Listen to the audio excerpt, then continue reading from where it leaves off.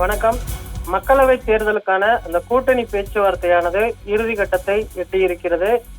அதிமுக அந்த தலைமையிலான கூட்டணியை கட்டமைப்பதற்காக தொடர்ந்து அதிமுக முயற்சி செய்து வருகிறது. இந்த சூழ்நிலையில் தேமுதிக பொதுச் செயலாளர் பிரேமலதா விஜயகாந்த் அவர்களை அவரது இல்லத்தில் அதிமுகவின் கூட்டணி தலைவர்கள் சந்தித்து பேசியிருந்தனர். குறிப்பாக முன்னாள் அமைச்சர் SP வேலுமணி, தங்கமணி, அதே போன்று பெஞ்சமின், KP அன்பழகன் உள்ளிட்ட தலைவர்கள் சந்தித்து பேசியிருந்த நிலையில் இன்றைய தினம் புதிய தமிழகம் நிறுவன தலைவர் கிருஷ்ணசாமி அவர்களுடைய சந்திப்பிற்கு பின்பு இந்த அதிமுக புதிய தமிழகம் கூட்டணியானது உறுதி செய்யப்பட்டிருப்பதாக தற்பொழுது அதிகாரப்பூர்வமாக அறிவிக்கப்பட்டிருக்கிறது.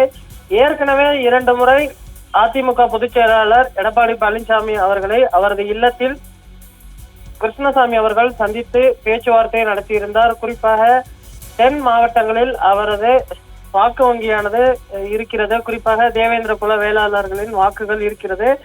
திருநெல்வேலி, தென்காசி உள்ளிட்ட மாவட்டங்களில் கணிசமான வாக்குகள் இருக்கக்கூடிய சூழ்நிலையில் அதை மையப்படுத்தி அவர் தென்காசி ஆனது தனி தொகுதியாக இருக்கிறது, அங்கு போட்டியிட வேண்டும் என்றும் விருப்பப்பட்டிருக்கிறார். இதற்கான அந்த விருப்பத்தையும் அவர் தெரிவித்திருக்கிறார். குறிப்பாக 2 தொகுதிகளை அவர் கேட்பதாக தற்பொழுது தகவல் வெளியாகி இருக்கிறது. ஆனால் ஒரு தொகுதியை அதிமுக ஒதுக்க முன்வந்திருப்பதாக தகவல்கள் வெளியாகியிருக்கிறது. இது குறித்து செய்தியாளர்கள் சந்திப்பின் பொழுது கேட்ட பொழுது எந்த தொகுதியை ஒதுக்குவது குறித்து பேச்சுவார்த்தை நடத்தப்பட்டது என்பது கேட்டப்பட்டது. விருப்ப பட்டியலானது அதிமுகவிடம் தரப்பட்டிருக்கிறது. அவர்கள் பேச்சுவார்த்தைக்கு பின்பு, அதாவது அதிமுக பொதுச் செயலாளர் எடப்பாடி பழனிசாமி அவர்களுடன் கலந்து பேசி பின்பு தெரிவிப்பதாக தெரிவித்திருக்கிறார்கள் என தெரிவிக்கிறது. குறிப்பாக அதிமுக கூட்டணியில் தற்பொழுது வரை புரட்சி பாரதம், புரட்சி தமிழகம் உள்ளிட்ட 2 கட்சிகள் அதிகாரப்பூர்வமாக இணைந்திருக்கின்றன. அதிமுக, பாமக மற்றும் தேமுதிக உள்ளிட்ட 2 கட்சிகளின் வரவுகளை எதிர்பார்த்து காத்து கொண்டிருக்கிறது.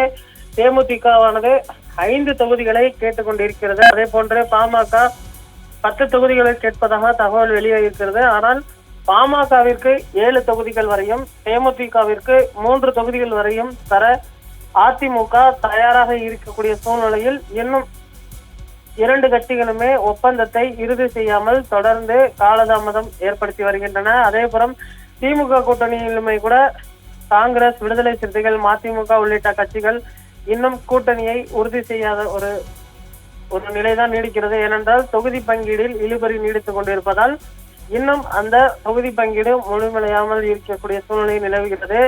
இன்னும் ஒரு வார காலத்தில் தேர்தல் தேதி அறிவிப்பதற்கான அனைத்து வித பணிகளையும் தேர்தல் ஆணையம் துவங்கி இருக்கக்கூடிய சூழ்நிலையில் கடந்த முறை போன்று இல்லாமல் இன்னும் 2 பிரதான கட்சிகள், அதாவது அதிமுக தலைமையிலான கூட்டணி மற்றும் திமுக தலைமையிலான கூட்டணி 2 கட்சிகளுமே தொடர்ந்து காலதாமதம் ஏற்படுத்தி வருவது குறிப்பிடத்தக்கது. கடந்த முறை இதே தேதியில் வேட்பாளர் பட்டியல் ஆனது வெளியிடப்பட்டது குறிப்பிடத்தக்கது. ஆனால் இன்னும் வேட்பாளர் பட்டியல், அதாவது வேட்பாளர் நேர்காணல் உள்ளிட்ட பல்வேறு அம்சங்கள் நடத்தப்பட வேண்டி இருக்கக்கூடிய சூழ்நிலையில் வேட்பாளர் பட்டியல் எப்பொழுது வெளியிடப்படும் என்ற ஒரு எதிர்பார்ப்பும் எழுந்திருக்கிறது. பல்வேறு கூட்டணிகளுமே இன்னும் இறுதி செய்யப்படாமல் தான் இருக்கிறது. குறிப்பாக பாஜகவும் அதிமுக வரவிற்காக காத்து கொண்டிருக்கிறது. ஆனால் அதிமுக தனித்து போட்டியிடுவதற்கான அனைத்து பணிகளையும் முடிவு செய்து இறுதிக்கட்ட பணிகளில் ஈடுபட்டு வருவது குறிப்பிடத்தக்கது. இன்னும் ஒரு சில தினங்களில் பாமக அல்லது தேமுதிகவுடனான அந்த கூட்டணியை அதிமுக இறுதி செய்யும் என எதிர்பார்க்கப்படுகிறது.